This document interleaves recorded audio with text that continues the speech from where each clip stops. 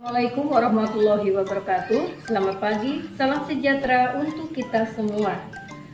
Hari ini kita akan belajar tentang tema 1, subtema 2, pembelajaran 1. Nah anak-anak, sebelum belajar kita berdoa bersama. Berdoa dimulai. Anak-anak, kita mulai belajarnya, yaitu tentang tema 1 subtema 2, hewan sahabatku, pembelajaran 1.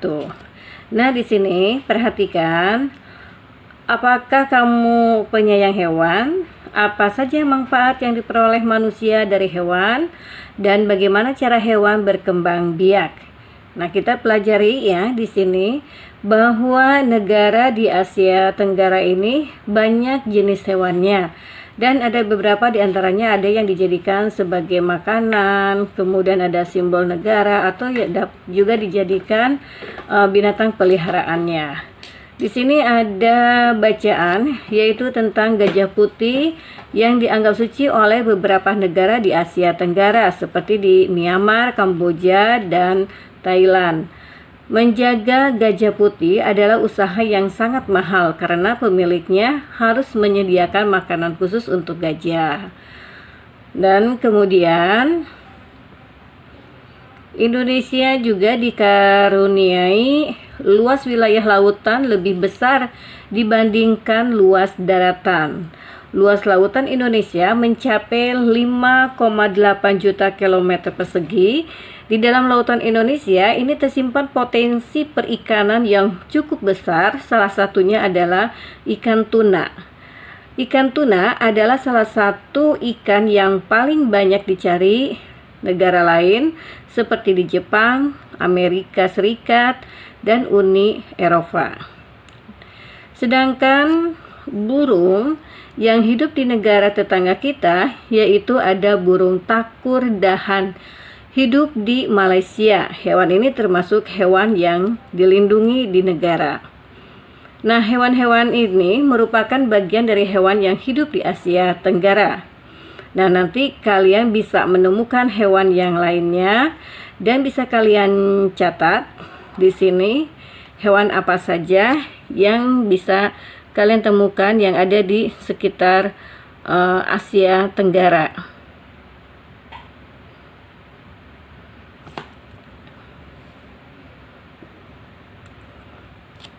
Nah, kemudian di sini ada diagram pen, ya. Diagram pen ini adalah tentang yaitu ada hewan, cara perkembangbiakannya. Yang pertama, hewan berkembang biak dengan beranak dan hewan yang berkembang biak dengan bertelur. Kemudian ada hewan yang berkembang biak, beranak, dan bertelur. Nah, di sini perhatikan ya. Hewan yang contohnya adalah bisa kalian menyebutkan hewan yang beranak ya, yaitu misalnya sapi ya, kemudian kucing, dan juga hewan yang bertelur yaitu ayam, kemudian ada burung ya, ada ikan, ada kura-kura. Nah, sekarang di sini hewan yang beranak dan bertelur contohnya apa? Misalnya ular ya. Nah, itu adalah salah satu contoh dari hewan ya yang beranak dan bertelur. Jadi hewan yang beranak yaitu disebut dengan pipipar. Sedangkan hewan yang bertelur ini disebut dengan opipar. Dan hewan yang beranak dan bertelur ini disebut opopipipar. Nah, jadi nanti kalian bisa menjelaskan ya dan menyebutkan hewannya sesuai dengan cara perkembangbiakannya. Nah, perhatikan di sini juga banyak gambar ya. Bisa nanti kalian pindahkan gambar ini ke diagram pen. Nah ini, jadi setiap hewan ini memiliki kemampuan berkembang biak dengan berkembang biaknya, yaitu untuk melestarikan jenisnya. Nah di sini perhatikan ya, ada pengertian dari ovipar, kemudian ada pengertian dari vivipar, yaitu hewan yang berkembang biak dengan cara bertelur disebut ovipar. Contohnya adalah ayam, ya, burung. Kemudian vivipar adalah hewan yang berkembang biak dengan cara melahirkan, yaitu contohnya tadi ada kucing, ada sapi. Sedangkan hewan yang ovovivipar adalah hewan yang berkembang biak dengan cara bertelur dan sekaligus melahirkan. Contohnya adalah ular. Nah, di sini nanti kalian bisa menuliskan manfaat perkembangbiakan hewan secara ovipar dan vivipar ya.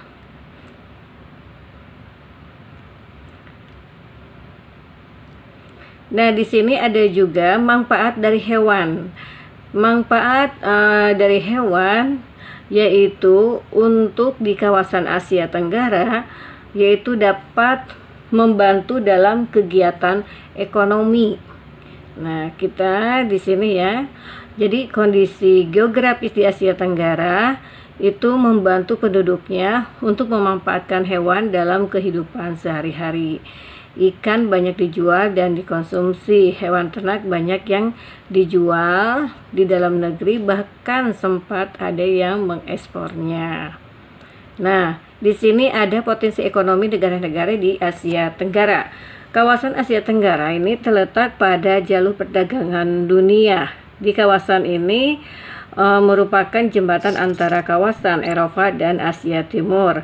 Maka di Asia Tenggara menjadi wilayah persaingan bagi pihak-pihak yang ingin memanfaatkan kedudukan strategis kawasan ini.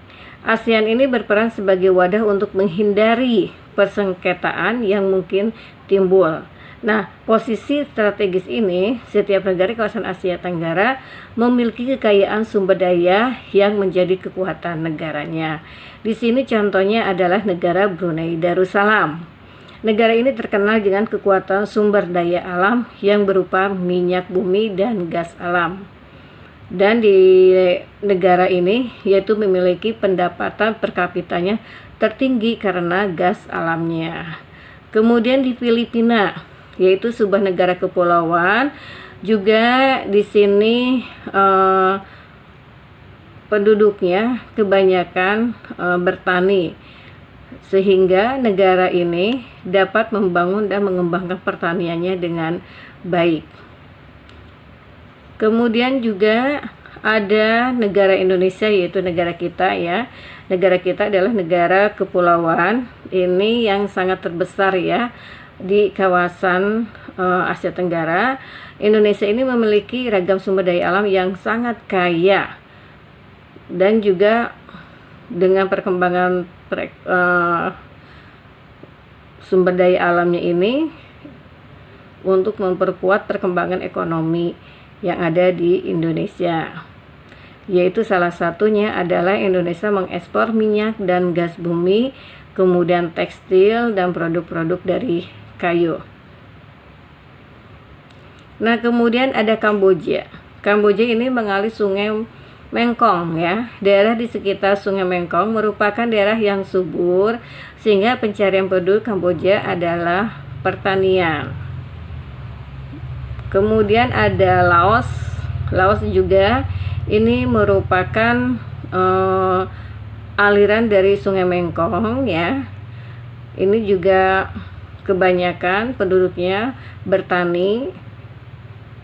Sebagian besar juga ini pertaniannya bisa diekspor dan dinikmati oleh masyarakat Laos ya. Kemudian Malaysia. Kegiatan ekonomi penduduk Malaysia adalah di bidang pertanian dan pertambangan. Di sini ekonomi Malaysia mengalami pertumbuhan cepat ya, seperti peralatan elektronik, minyak, gas bumi dan sebagainya. Kemudian berikutnya adalah Myanmar. yaitu mata pencarian utama penduduk Myanmar adalah pertanian, perkebunan, dan pertambangan. Ini Myanmar merupakan salah satu negara penghasil padi terbesar di Asia Tenggara. Kemudian ada Singapura. Ini merupakan negara paling maju di kawasan ASEAN. Letak Singapura sangat strategis. Saat ini Singapura menjadi negara transit ramai di Asia. Kemudian Thailand. Ini Thailand sering disebut dengan lubung padi ya di Asia Tenggara, karena pertanian terbesar di negara ini adalah pertanian yang menghasilkan padi ya. Selain itu juga ada perkebunan, kehutanan, dan pertambangan, juga industrinya. Dan keunikan bangunan budaya di Thailand ini menjadi daya tarik tersendiri bagi para wisatawan mancanegara. Kemudian berikutnya adalah Vietnam. Ini adalah setelah Vietnam selesai perang, ini mulai berkembang di berbagai sektor perekonomiannya dan pariwisatanya. Di bidang pendukung lainnya seperti usaha jasa di bidang perhotelan, restoran, dan transportasi. Nah, lingkungan yang sehat menjadikan badan sehat dan kuat ya. Jadi jangan rusak badanmu dengan narkoba.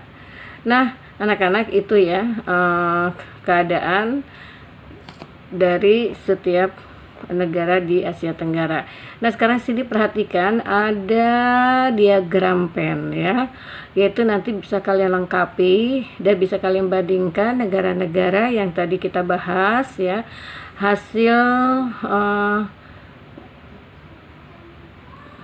yang membandingkan dalam hal kehidupan sosial budayanya ya. Bisa kalian nanti lihat di sana.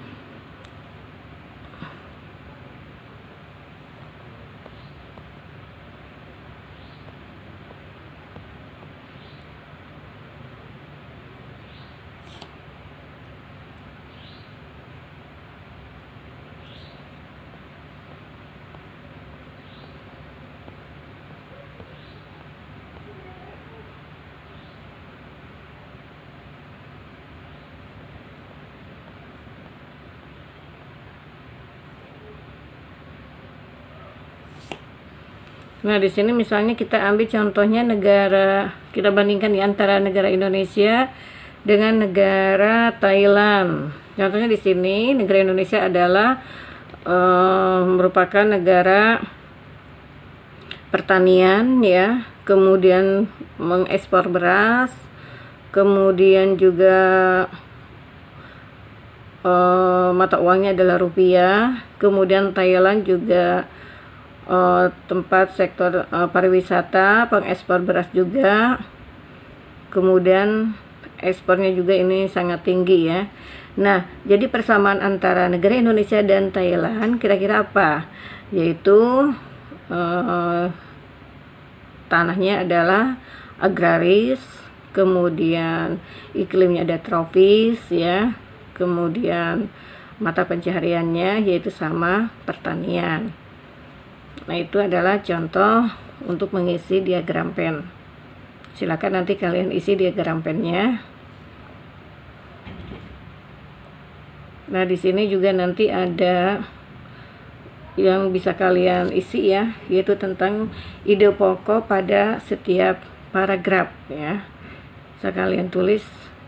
Untuk belajar hari ini Ibu cukupkan sampai di sini. Mudah-mudahan apa yang Ibu jelaskan kalian paham dan bermanfaat untuk kalian semua. Kita jumpa lagi dengan pelajaran yang lain. Tetap semangat, tetap belajar. Assalamualaikum warahmatullahi wabarakatuh.